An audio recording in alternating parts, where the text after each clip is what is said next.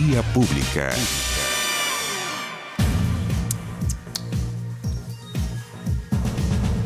¿Cómo están ustedes? Muy buenas noches, bienvenidos a Vía Pública. El presidente Sebastián Piñera promulgó hoy en La Moneda la reforma a la Constitución que habilita y regula el proceso constituyente con el plebiscito fijado para el 26 de abril de 2020.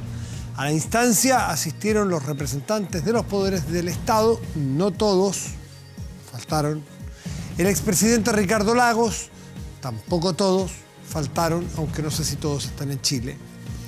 Y los presidentes de los partidos políticos, no todos tampoco, en completa ceremonia. Bueno, a excepción del Partido Radical, como puede ver, del Frente Amplio, quienes se excusaron de su asistencia. ¿No era tan importante este acuerdo transversal?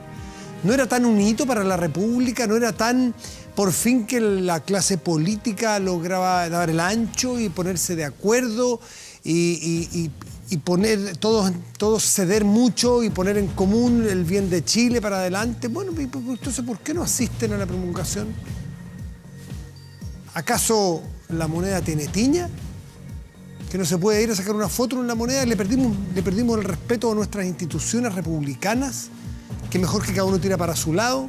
Y ojalá el que pueda saluda. El que tenga buena voluntad saluda a los presentes. Bien incompleta, bien aguachenta la fiesta que quiere que le diga. ¿No era tan necesario?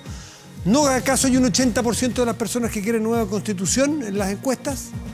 Y bueno, y esto es lo que habilita la constitución. Sin esto, era imposible el plebiscito para una nueva constitución.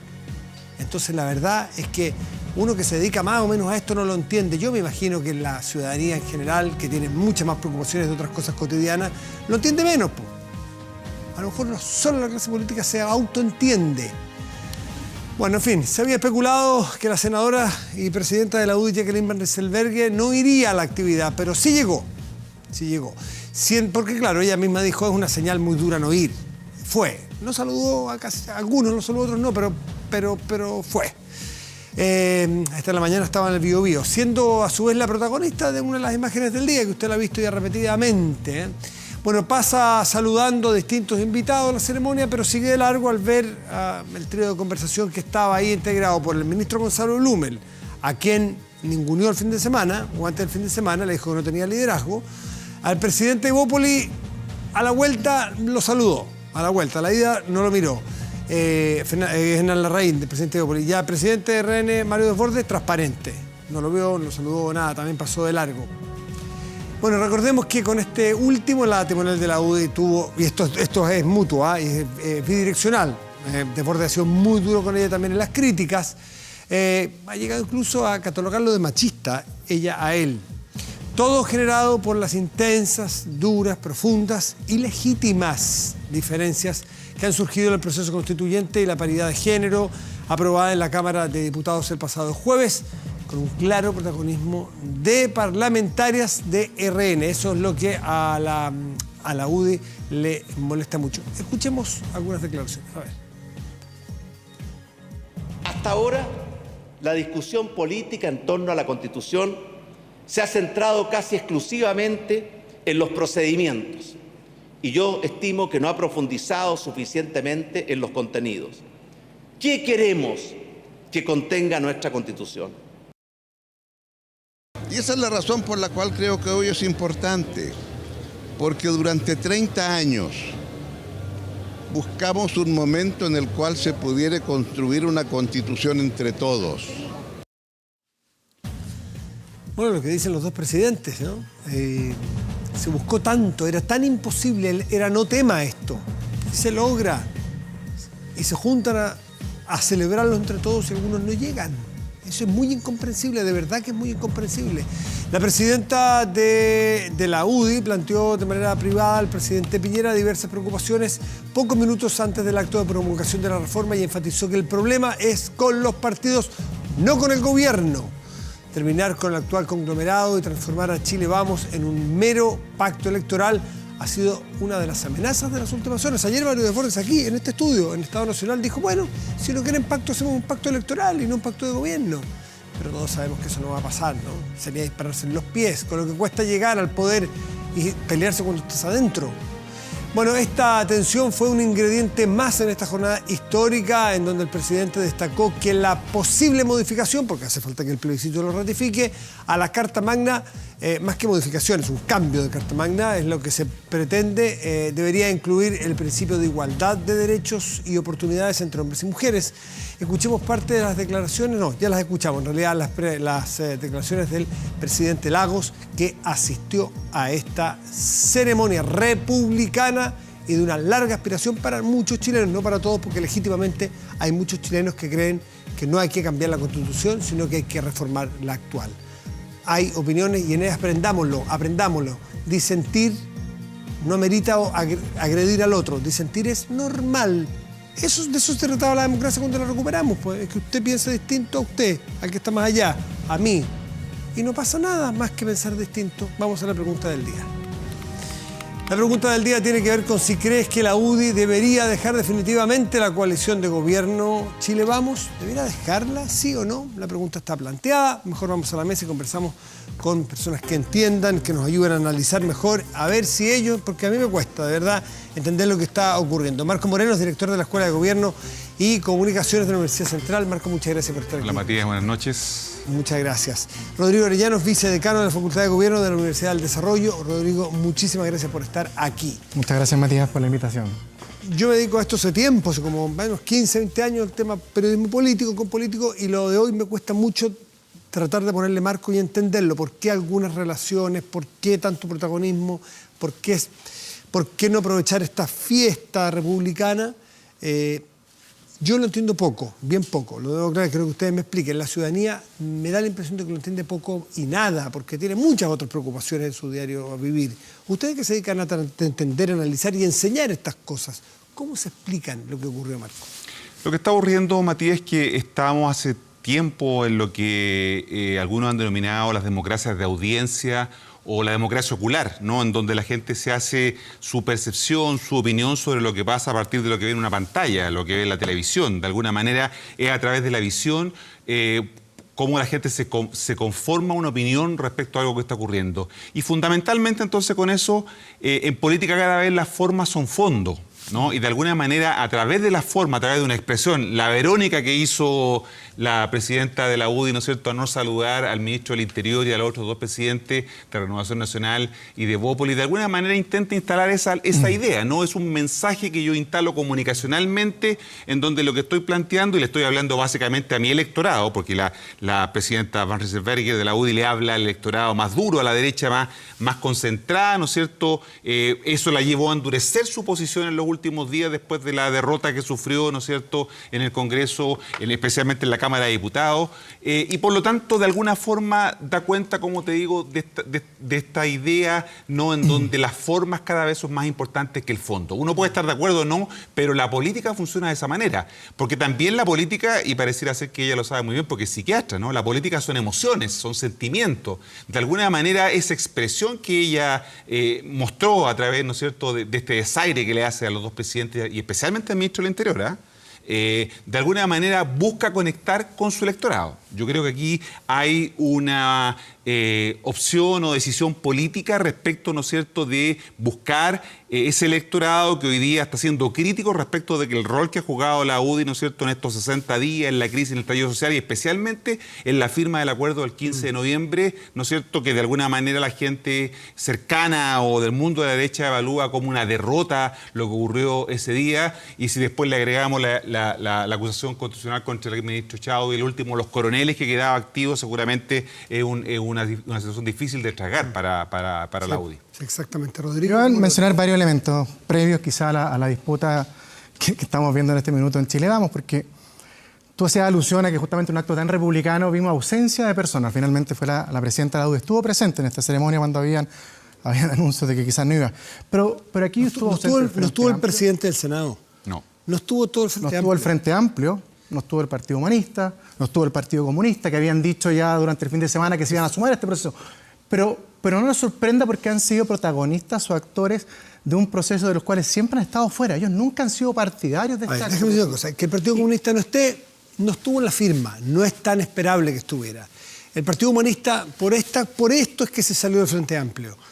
Pero el Frente Amplio Lo que hace es un gesto muy potente el 15 de noviembre de decir, yo soy oposición, clara oposición a quien le cabe duda, pero firmo y me expongo a las críticas. Algunos dicen, claro, le tienen demasiado miedo al Twitter, demasiado miedo a que lo funen como a Boric el viernes por ir a La Moneda. Por eso yo dije, ¿acaso La Moneda tiene tiña? ¿Alguien se avergonzará? Por eso te decía, por ir a ese edificio, por eso te decía Rodrigo. lo de las formas. Sí, pues, pero por eso nos centrábamos tanto también en la U y no olvidamos que la digamos parte a parte. de otros lados. O sea, la crisis del Frente Amplio frente a este proceso también ha sido bien profunda. Ha visto reducir su número parlamentario, hay gente que se ha ido fuera, el Partido Comunista con una representación importante hacia fuera. La crisis del Partido Radical, o sea, ¿cuánto hubo una amenaza o hubo 3 miembros del Partido Radical que están por salirse de la bancada, también han solicitado la salida de Pepe Out, y hay una crisis también en la centro-derecha. O sea, este proceso constituyente y lo que vivimos del 15 de noviembre hasta ahora ha tenido coletazos para todos los sectores y todo el aspecto político, y hoy vimos un reflejo de eso en la ausencia y en el fondo en la forma, como dijo Marco, del trato que tenían algunos actores. Pero esto ha sido bastante transversal porque en las lógicas de poder siempre hay disputas de poder. Estamos quizás frente a una de las coyunturas de poder más relevantes que va a tener una historia republicana, que es la conformación de un nuevo proceso constituyente. Entonces, no nos extrañemos que a partir del 15 de noviembre y de aquí a lo que viene existan más disputas, porque van a seguir habiéndolas. Marco, tú hiciste un análisis acabado de lo que ocurrió en la centro-derecha. ¿Por qué no vemos al presidente del Senado, oposición? ¿Por qué no vimos al Frente Amplio hoy día? Es buena tu pregunta porque yo creo que da cuenta de una situación que no hemos analizado con detención y que es que la política chilena se ha ido cada vez más parlamentarizando. De alguna manera, uno podría decir que estamos en presencia de un régimen semiparlamentario, porque el presidente existe, pero el presidente no tiene control de la situación que está ocurriendo. Es un presidente, ¿no es cierto?, que de alguna manera intenta gobernar, pero evidentemente es el Parlamento, ¿no es cierto?, el que tiene un rol protagónico. Tú decías, no está el presidente del Senado, no está la bancada, representante de la bancada del Frente Amplio, del Partido Socialista. De alguna manera eso te da cuenta de que el centro de la política hoy día no está en el Ejecutivo, está en el Parlamento. Por eso que los parlamentarios de alguna manera intentan también, en esta lógica que te decía antes, ¿no es cierto?, de instalar comunicacionalmente mensajes, dan una señal de que la política se hace con nosotros o no se hace la política en Chile, ¿no? Y por eso te digo que estamos en una situación bien interesante desde el punto de vista del análisis, porque estamos en un virtual, diría yo, sistema parlamentario sin que de hecho lo sea. No estamos hablando de que tenemos un parlamentarismo en Chile, pero tenemos un presidente que está fuera del juego. No tiene control de las variables como la tiene un sistema presidencialista como lo ha sido históricamente en Chile, ¿no?, donde los presidentes tenían un control de todo lo que pasaba. El presidente hoy día intenta hacer eso a través de sus ministros, ¿no es cierto? Por eso que decimos que el ministro Lumen, por ejemplo, no tiene mandato claro, no tiene un relato, no sabe cómo actuar y enfrentar una situación compleja como la famosa entrega del informe sobre las situaciones que ocurrieron en los 60 días a través de un estudio de Big Data, una información, según él, muy importante, ¿no es cierto?, y de un alto nivel tecnológico, ¿no? Uno piensa que el presidente está consciente de eso también. El presidente autorizó entregar ese informe. Por eso te digo que, de alguna manera, el eje de la política se trasladó desde el presidente, desde la presidencia, al Parlamento. Y por eso que tú notas y dices, bueno, ¿y por qué no están estos actores? Y no están porque se dan cuenta que son los actores relevantes de este proceso. Pero, Rodrigo, ¿no se hacen trampa ellos mismos, trampa en el solitario? O sea, que el afectado es uno mismo, al no valorar la política cuando tiene un día de fiesta, cuando tiene un día de que las cosas resultaron. Yo creo que este acuerdo tiene varias cosas bien positivas, fíjate, y tú justo mencionaste una de ellas, que este es un acuerdo que nace de la política. Es un acuerdo que surge un llamado presidencial, que es recogido por todos los actores políticos y que finalmente termina en un acuerdo transversal y que después también se recoge ciertos aspectos técnicos también transversales.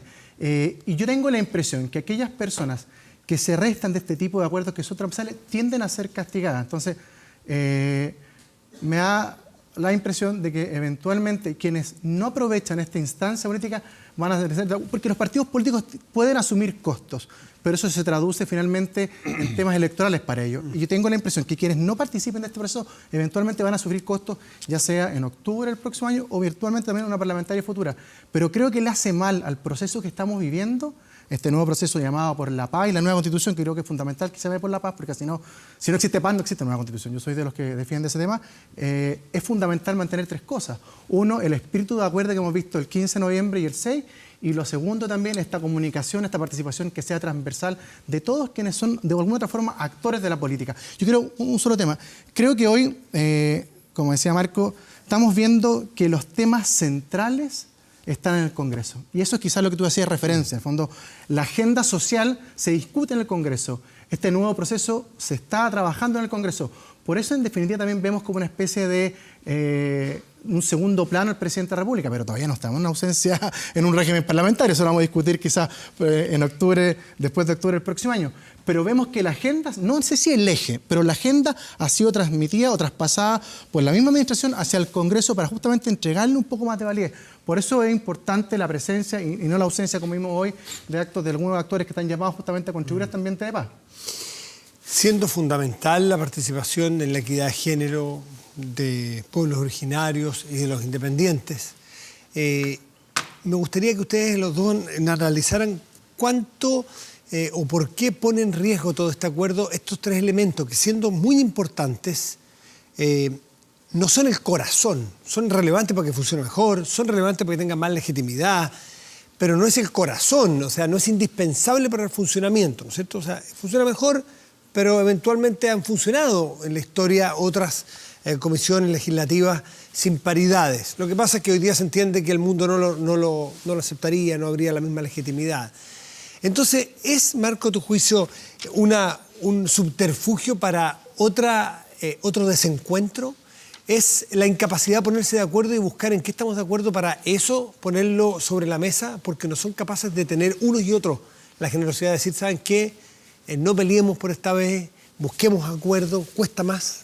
Sí, lo que sucede con estas 3 situaciones, como tú decías, independiente, cuotas y escaños reservados, lo que de alguna manera está mostrando es que todavía tenemos incertidumbre respecto de las reglas del juego con la que se va a resolver el plebiscito, ¿no? Hay desconfianzas cruzadas. Porque hoy día tenemos una situación muy, yo diría, incluso lo que está a la base de lo que estamos viendo hoy día es lo que tú dices, el problema de la desconfianza. Claro. Las democracias pueden funcionar con niveles de confianza o de desconfianza, pero hay un umbral. Cuando tú superas, cuando pasas ese umbral, ¿no es cierto?, se hace muy difícil el poder sostener un sistema democrático, ¿no? Y por lo tanto, que un gobierno pueda llevar adelante su acción de gobierno, ¿no? Y lo que estamos viendo en estos días son señales de esa desconfianza. La gente no tiene confianza, ¿no es cierto?, en sus representantes, por eso que tenemos este cuestionamiento transversal, esta impugnación a la élite política, porque recordemos que toda la clase política está fuertemente impugnada, o la élite del poder, para decirlo de manera más amplia.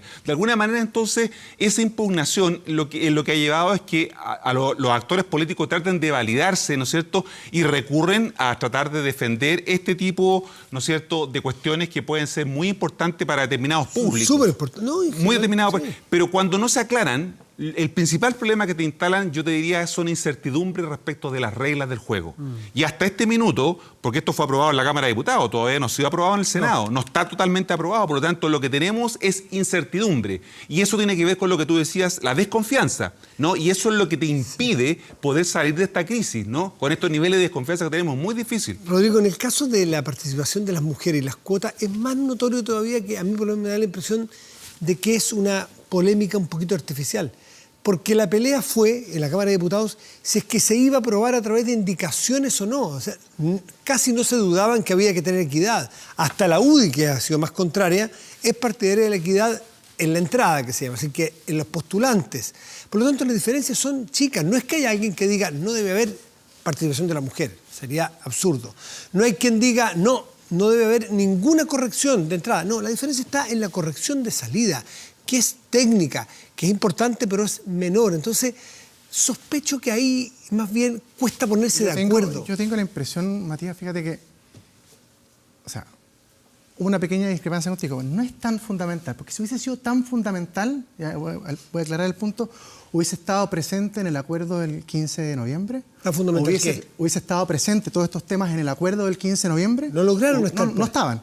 hubiesen estado presentes en el acuerdo técnico del 6 de diciembre, y no estaban. No lograron, no es que no estaban, No estaban. no es que no se les ocurrió, no lograron acuerdos sobre esos temas. Pues no, pero por eso, si hubiese sido tan fundamental, todos nos hubiésemos puesto de acuerdo. Y aquí lo que hubo es, en definitiva, un sector que el que representa la UDI, que tiene una visión sobre el tema de la participación femenina, que se discutió hace mucho tiempo y fue modificado en nuestro sistema electoral del 2015 con un sistema de imponer cierto número de cuotas a la entrada al número de candidatos. Postulantes, Exacto. no menos de 40% en ningún género, ningún sexo. Y lo que sucede, uno puede diferir de la forma de las cuotas, si son más efectivas o no. La OCDE, por ejemplo, no tiene cuotas en el resultado, ningún país. Y nosotros estamos asumiendo algún sector como que es el sistema más ideal. Pero aquí lo que yo siento, fíjate que ha sido quizás la polémica que ha desatado el conflicto, que aquí hay poca garantía entre personas que tienden a ser compañeros de pacto. Porque si un partido propone un mecanismo y yo al día siguiente descarto ese mecanismo, estoy negociando con la persona que está en la vereda al frente, tiendo a pensar que aquí hay poca sintonía de comunicación. Y eso yo creo que es lo que pasó entre la UDI y cierta parte de Chile Vamos. Eso dice la UDI, claro. Que dijeron, si aquí no hay garantías en el comienzo de este proceso, nada más segura que existan garantías para lo que viene en abril, para lo que viene en octubre. Por lo tanto, reflexionemos, tengamos un espacio de reflexión, y es lo que ha denominado la UDI como un congelamiento de las relaciones, que yo tiendo a pensar como una especie de reflexión que a veces en los partidos se lo toman bastante bien y es más a menudo lo que uno piensa. Marcos, ¿ves la posibilidad de que la UDI termine fuera de un pacto de gobierno, del gobierno, por ejemplo? Es difícil porque a pesar de las diferencias que hay en Chile Vamos, yo creo que hay más consistencia ideológica o de proyecto, ¿no es cierto?, que en la oposición, ¿no?, donde hay mayor nivel de diversidad y una diversidad profunda. Creo que aquí hay diferencias de liderazgo, hay diferencias de estilo, y eso es lo que vimos hoy día, ¿no es cierto?, en las imágenes.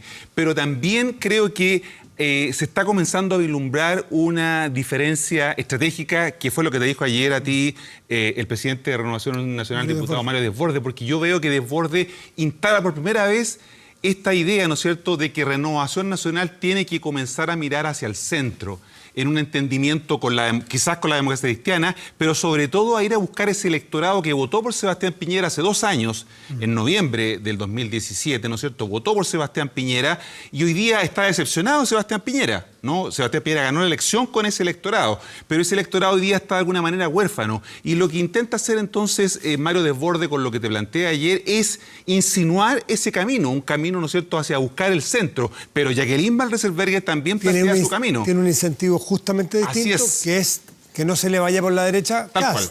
Que no se le vaya por la derecha y afianzar el voto duro. Recordemos que en Chile, ¿no es cierto?, el electorado de la derecha debe rondar el 30%, siempre es un tercio. Pinochet perdió el plebiscito con 43%. Es decir, podría uno acercarse, digamos, a ese bolsón de voto del 30%. Recordemos que el plebiscito de abril es con voto voluntario. Sí.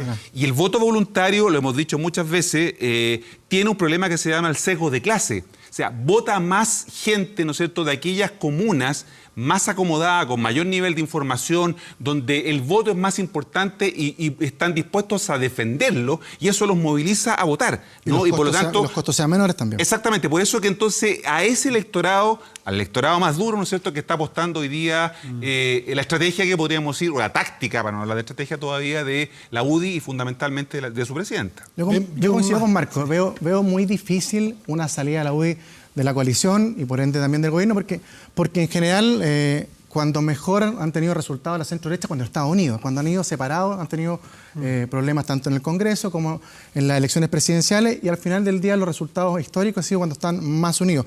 Tiendo a pensar que este es un proceso de reflexión normal que sucede en las lógicas de poder, cuando tenemos un gobierno que está en niveles de aprobación casi histórico, 11%. Un 11% vimos que tenía la cadena, cuando estamos a puertas de una elección, cuando estamos saliendo de un proceso que yo creo que a la UDI, uno de los partidos que más le costó dar este paso, en el fondo fue... Se le nota muy a contrapelo. Exacto, sí. Con una conducción del gobierno política en Evópolis. quien tiene que, en el fondo, alinear esto es algo muy paradojal, porque es el partido más pequeño de la coalición. Por lo tanto, tiene un desafío mucho más adicional el ministro del Interior, porque justamente no pertenece a ninguno de estos dos grandes partidos. Lo mismo que pasa con el tema económico. Y además, que hemos venido también, ha habido una seguidilla por parte de la UDI que la ha resentido. O sea, la acusación constitucional contra el exministro Chadwick, etcétera. Claro. Por eso te digo que las lógicas, insisto, las lógicas de poder y frente al escenario que vemos actual, no dramatizaría mucho con esta especie de congelamiento, sino que le llamaría periodo de reflexión. Igual que Marco, creo que hay un problema más de estilo de liderazgo que de fondo. Por lo tanto, no veo en el futuro ni cercano ni lejano a la UDI fuera de la coalición ni del gobierno. Marco y Rodrigo, les quiero agradecer a los dos por haber estado aquí esta noche. Que estén muy bien. Muchas gracias, pues. Y antes de ir a la pausa, recordarles que está la pregunta planteada. Si crees que la UDI debería dejar definitivamente la coalición de gobierno Chile Vamos, el 84% cree que sí, el 16% cree que no. Qué ganas de saber que esos 84% que dice que sí son UDIs que creen que debe salirse o son personas que son ciudadanos normales, que, o sea, no normales, somos todos normales, ciudadanos comunes y corrientes que no están en algún partido que quieren ver a la UDI fuera. Pero los que han votado, el 84 dice que sí, debería estar definitivamente fuera de la coalición de gobierno. Pausa y volvemos en Vía Pública.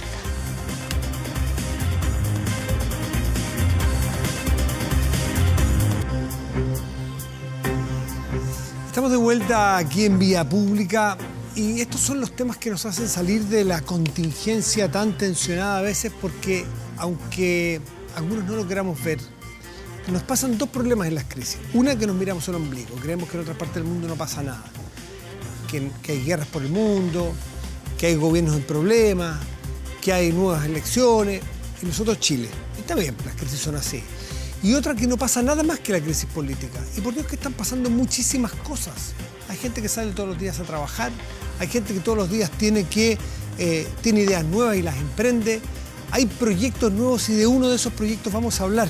Porque nos acompaña Darío Calderón, que es presidente de Nutre Chile. Darío, gracias por estar aquí, muy buenas noches. Buenas noches, Matías, muchas gracias por invitarnos. Por favor, y lo que nos llama la atención y por qué esta invitación, porque Nutre Chile es una institución que es primero una organización gremial sin fines de lucro, que agrupa a todas las empresas, para explicarle, a todas las empresas que son proveedoras de la JUNAED, de la JUNGI, de Integra, en todas las regiones de Chile, en fin, de Arica a Punta Arenas. Y eso es requete contrasabido y la idea es proyectarse a 365 días del año, es decir, no solamente depender de cuántos los chicos van o no a clases, pero hay un proyecto muy lindo que es intentar llegar a la población mayor. Y hay un piloto. Darío, cuéntanos de qué se trata eso.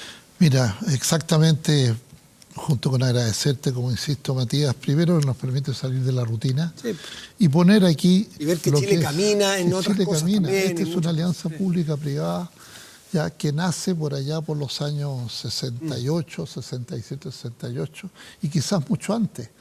Esto nace con la alimentación escolar, el plan de alimentación escolar, que nace en los años 20 cuando comienza la migración de los niños del campo hacia la ciudad, ¿ya? Y que estaban absolutamente desnutridos. Las cifras son terribles de desnutrición infantil, de mortalidad infantil, etcétera, y se comienza a dar alimentación de una manera benéfica a través de diversas instituciones o familias que empezaron a dar alimentos a los niños desnutridos. Esto fue empezando de esa manera y bueno, y concluye el año 67 bajo la presidencia del presidente Eduardo Frei Montalva, que se crea la JUNAEB, Junta Nacional de Acción Escolar y Beca, y que se racionalice este sistema, porque hasta ese momento el Estado estaba entregando alimentación a distintas corporaciones, fundaciones sin fines de lucro, que lo entregaban ya a estos niños, y ahí estaba el con buena voluntad, con buena voluntad, la Ciudad del Niño Presidente Río, Gota de Leche, Patronato Nacional de la Infancia, en fin, todas esas instituciones. Hoy día, JUNAEB realmente es un ejemplo de alianza pública-privada. Hoy día se entrega alimentación a 1.600.000 niños al día, a lo largo de 13.000 colegios, en 13.000 colegios a lo largo de todo Chile, más juntas de jardines infantiles, ya, JUNGI Integra. Ahora, hay una cosa re importante, porque está lo cuantitativo y lo cualitativo. Sí. Una cosa es llegar con alimentos. El tema es con qué alimento, porque Exacto. son alimentos balanceados nutricionalmente, que hay, hoy hay equipos técnicos. Ahí viene la importancia cómo Chile creció. Claro. Chile, de esta alimentación que antes era un poco a lo que se regalaba, a lo que se daba, se fue transformando, incorporando con un gran aporte, por ejemplo, de INTA, esta famosa institución presidida por el doctor Monkever, fue incorporando estos dietistas y fueron entregando una ración nutritiva, hoy día del orden de 1000 calorías al día, para el sector vulnerable, la población infantil. Hoy día tenemos en Chile aún 500.000 niños a los cuales todavía no les llega esta alimentación. Es nuestra pretensión subir de 1.500.000 niños a 2 millones de niños por día. Mientras tú me cuentas, yo quiero buscar un dato que lo todavía lo encontré, a ver si lo encuentro para compartirlo contigo. Pero entonces, este plan que ya pretendemos, como insisto, alcanzar la universalidad y poder a todos los niños de Chile en situación vulnerable darle esta alimentación, queremos también extenderla. Es la mayor alianza público-privada. Este contrato es un contrato de $1.000 millones por año. Mira, ¿y participan cuántas empresas en esto? Participan 22 empresas, ya son las empresas concesionarias, de ellas alrededor de 16 forman parte de esta asociación gremial que yo presido desde hace 10 años prácticamente, ¿ya? Y que hemos ido logrando consolidar, mejorando cada vez más la calidad del servicio. Ustedes, dentro de todas estas tragedias que estamos viviendo en Chile, lo único que no han visto ha sido, afortunadamente, ni problemas de intoxicación ni nada. La comida llega hasta el niño más humilde, ya en raciones que están diseñadas por dietistas, con las proteínas necesarias, etcétera, etcétera. Darío, ¿qué está pasando en los días que no hay colegios, por ejemplo, que no se pueden abrir estos establecimientos? Esas familias tienen la preocupación, primero, con quién dejar a sus hijos, porque las madres o los padres tienen que salir a trabajar y no tienen red de apoyo siempre. Pero además, tan importante como eso, ¿qué es lo que van a comer los niños? Porque estaban pronosticados que de lunes a viernes iban a comer en el colegio. Y ese es el drama de esta anormalidad que hemos vivido durante el año 2019. Porque ahora ha sido el estallido social, pero antes de esto fue la huelga de maestros. ¿Ya? Nosotros este 52 año, días, si no me equivoco. 52 días, el horizonte que tiene el programa de alimentación escolar es de alrededor de 180 días al año. ¿Ya? Y a lo menos 80 o 90 días de eso, o sea, un 50% de los días, no se pudo entregar la ración alimenticia. Las raciones llegaban entregadas por los concesionarios, pero el colegio o estaba cerrado, o estaba tomado, o llegaba el 10 o el 20 o el 30%. Y lamentablemente se perdía la comida, se perdía el ¿Qué estado. pasa con esa comida? Gran cantidad. La comida, es terrible la cantidad de comida que se ha perdido en esta anormalidad que le ocurrió. ¿Ya? Yo quiero mostrar antes, porque un dato que a mí me impresionó mucho cuando lo vi. Estaba hablando tú de cómo la década de los 60, el doctor Monkever. Chile es modelo mundial en muchas cosas y en superación de la desnutrición también. Esperanza de vida Chile hoy día, ¿sabes cuál es? A 2016, estas son cifras del Banco Mundial. 80 años. 79,52 años de la esperanza de Chile. Voy a poner cualquier año que intermedio. El año 83, ¿cuánto era? Hoy día 80. El año 86, 72 años. El año 86. Sí. El año 63, 58 años. O sea, cuando un chileno o una chilena nació en el año 63, se suponía que esa guaguita iba a vivir hasta los 58 años. Correcto. El 2016 hasta los 80 años. No hay países que tengan esa curva. Correcto. Muy pocos países en el mundo. Y la alimentación es parte... Como hemos erradicado la desnutrición infantil. ¿Ya? El problema que nosotros tenemos hoy es un problema de obesidad infantil. Y por eso que el gran esfuerzo que se está haciendo desde la JUNAEP, con la colaboración de los concesionarios, con el apoyo del Supremo Gobierno, es precisamente tener una comida mucho más saludable y que nos permita tener niños mejor fortificados. Cuéntame el plan que entiendo. De ahí caigo al tema... Este piloto. Y así es. Entre el 9 de diciembre y el 9 de enero se está haciendo un piloto, entiendo que en un hogar en Pudahuel, que tiene relación con el SENAMA, que es el Servicio Nacional del Adulto Mayor, para tratar de, correcto, así como se ha hecho con los niños, hacerlo con los adultos. Yo te hacía esta introducción relativa a la alimentación infantil y cómo se consolidó en esto, que tal como tú dices, un ejemplo a nivel mundial, a la situación que hoy enfrentamos con el adulto mayor. Hoy en Chile tenemos del orden de un 20% de nuestra población supera los 60 años de edad. Por primera vez en la historia de Chile, este año los mayores de 60 años superan los menores de 15 años.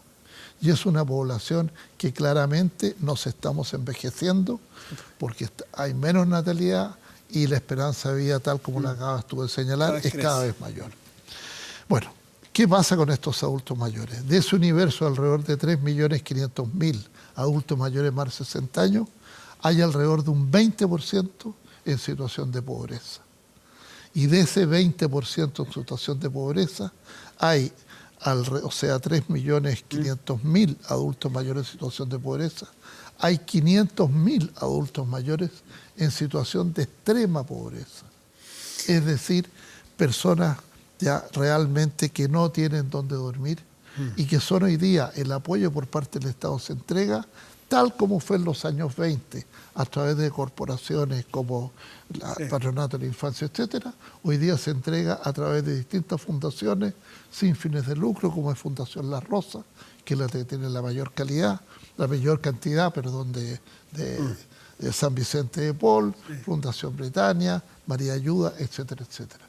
Para tener una idea, hoy día existen alrededor de 950 hogares que acogen a adultos mayores en situación de extrema pobreza, que no tienen dónde vivir, y estas personas son recibidas en estos hogares a lo largo del país y se les entrega 5 raciones al día. ¿Y esas raciones se están entregando con los estándares homologados, por así decirlo, que tiene el nivel escolar en Chile? Lamentablemente. Con las 1.000 calorías que requiere un niño, con la dieta balanceada. ¿Qué está pasando? En primer lugar, los adultos requieren, conforme al una dieta especial, pues. 1.700 calorías. Ya. ¿Ya? Esa es la ración de un adulto mayor, 1.700 calorías, y realmente, lamentablemente hoy día, no se entrega esta comida según lo que les llegue y según la donación que recibe. Uno va a visitar estos hogares y ve realmente un voluntariado dramático, maravilloso, que a uno lo enaltece, como hay, mientras gente que protesta en la calle, rompiendo, destruyendo y no teniendo siquiera la vergüenza de respetar monumentos o edificios históricos en el país, hay un ejército de chilenos que entregan en forma voluntaria esta comida, que hay que dársela en la boca. Hay que pensar que en estos hogares, por cada adulto mayor, tiene que haber un asistente. Sin embargo, la comida que se le entrega es según la donación que recibieron. Si recibieron por algún agricultor, benefactor, 5 kilos de poroto, le van a dar poroto todos los días. ¿Ya? Entonces, Darío, ¿por qué hay que hacer este piloto? Porque todavía no está institucionalizada. Por esa razón, hoy día el Estado ¿Cuál es el proyecto? hoy día el Estado está entregando, tal como el año 67, en 1967, el Estado está entregando una cantidad no menor de dinero, ¿ya? Pero en forma de dinero, no en forma de alimentación. Y se lo entrega a estas 900 o más fundaciones que se han acreditado, que ellos reciben y acogen a estos adultos mayores. Ellos, con esos recursos que son muy escuálidos, les alcanza normalmente, según los estudios que hemos hecho, para cubrir alrededor de un 30 a un 40% del costo que les significa que en sus hogares permanezcan alrededor de este millar o más de 1.000 adultos mayores. ¿Ya? Entonces, con esos recursos, la alimentación que se les entrega les genera un déficit gigantesco. Entonces, nosotros lo que estamos pretendiendo es, visitamos los hogares y le dijimos y logramos ya algunos convenios que nos permiten estar entregando este plan piloto. Este es un convenio con el Ministerio de Desarrollo Social. Con ¿no? el Ministerio de Desarrollo Social y el SENAMA, que depende del Ministerio de Desarrollo Social, y con esta fundación, que es una fundación que está en Pudahuel. También estuvimos con Fundación La Rosa, a la cual le estamos entregando a estos alrededor de 90 adultos mayores alimentación, pero perfectamente balanceada, preparada especialmente según lo que ellos necesiten: desayuno, tentempié, almuerzo, onces y comida. Ya, la idea es llegar... La idea es de esa Ojalá los manera, 950, primero, demostrar que podemos dar muy bien alimentación sana, nutritiva y con los mejores estándares de higiene, etcétera. Y en segundo lugar, demostrar a la Fundación de que le es más barato si nosotros entregamos este servicio que recibir el recurso del Estado. A estas fundaciones, según los cálculos que sacábamos, el entregar este servicio le estaba representando del orden de 6.000 a 7.000 pesos. Estas raciones, sin embargo, nosotros estamos en condiciones, las concesionarias, en condiciones de entregarlas por un precio inferior al 50% de lo que le cuesta a la fundación. Está ahí la capacidad instalada, ahí está todo. ¿Ya? En el caso de los niños, una gran mayoría acude a centros educacionales, está en su colegio ese día. Los viejitos, los que están en hogares, los 950 hogares, tienen la posibilidad de recibirlo de manera institucionalizada. Pero hay muchos que viven en sus propias casas o en hogares con cositas, en lugares más chicos. Entonces, ¿qué capacidad tienen? Ahí está el segundo proyecto que ya hoy día precisamente quiero darlo a conocer. Nos certificó y nos aprobó Senama y nos anticipó la posibilidad de que el próximo año, que está a punto de iniciar, también podamos entregar nosotros alimentación en los hogares día, que es la nueva tendencia de centros de acogida para los adultos mayores. Hoy día, en el mundo en general, lo que más cuesta es sacar al adulto mayor del hogar. Entonces lo que se está haciendo es que la familia lleve a un adulto mayor como a una especie de jardín infantil para tercera edad. Que lo deje allí a las 9 de la mañana, se le da ahí un tentempié. Durante el día tiene todo tipo de actividades deportivas, actividades de entretención, etcétera, etcétera. Se le da su comida. Se le da el almuerzo, se le da luego un once comida y la familia va y lo retira. Hoy día, esto que es uno de los planes eje patrocinado por la primera dama, existen 47 hogares día en distintos lugares de Chile. La pretensión es llegar a 100 hogares día el año 2020 y a ir incrementando el número de a 100 por año, con el objeto que en 5 años tengamos 500 hogares día repartidos en las 343 comunas. Bueno, vamos a ver pronto qué resulta de este piloto y la posibilidad de llegar con mejor alimento, más seguro, más equilibrado, más adecuado a cada una de las necesidades, porque además los niños más o menos comen todo lo mismo. Sí, claro. Los viejitos tienen ciertas patologías, algunos de ellos, y necesidades muy diferentes de alimentación, así que hace falta que se profesionalice esto. Darío Calderón, presidente de NUTE de Chile, muchísimas gracias por haber estado aquí. Muchas gracias, Matías. Que te vaya muy bien. Te agradezco mucho, igualmente. Vamos a hacer una pausa y volvemos aquí en Vía Pública.